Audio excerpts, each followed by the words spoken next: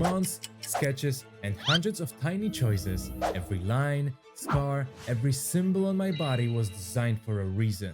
This is the hidden meaning behind my VTuber model and how it came to life. When people see a VTuber model, they often see a drawing, but behind every single design, there is a story of identity, transformation, and obsession with details. And here it comes, this one document, the reference sheet.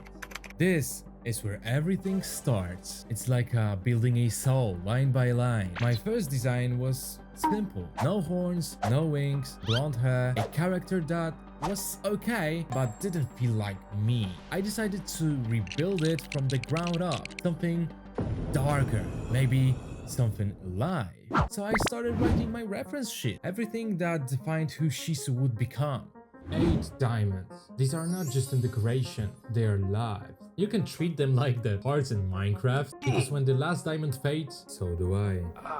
It's the core of my design, a reminder that with great power comes great responsibility. And the horns? Horns were an obsession. I spent days scrolling Twitter until I find this one picture.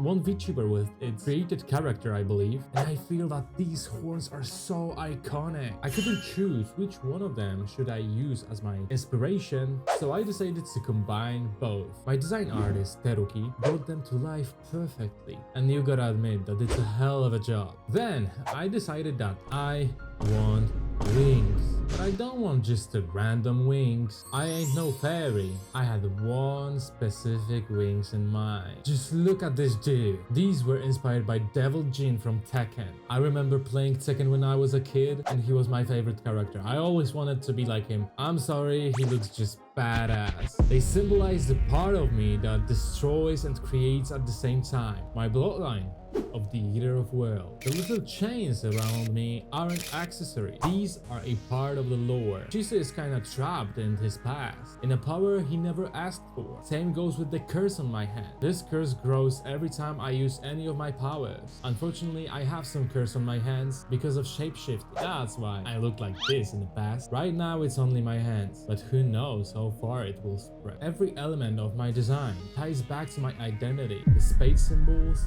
a reference to my old design, the Ace of Spades, the mesh shirt, something I actually own in real life. I just love that little slutty shirt. The long jacket, I'm sorry, I always loved them. If you're wearing a long jacket, you have like 10 points to attractiveness. And the white hair streak. These are actually Sora's idea that now became one of my signatures. Because just imagine Sheesu without the highlights. When you build a design like this, it's not just drawing a character. It's not just looking for reference, inspirations. It's actually building a visual identity that people will recognize you instantly. This is your brand. I want people to remember me as the guy with the white highlights on my hair and the specific horns.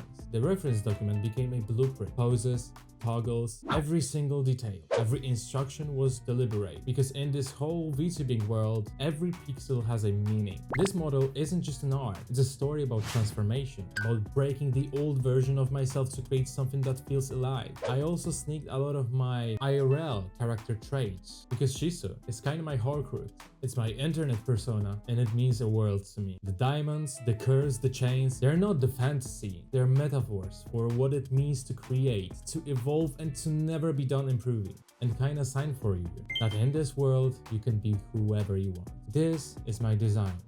This is my story. This is Sheesu.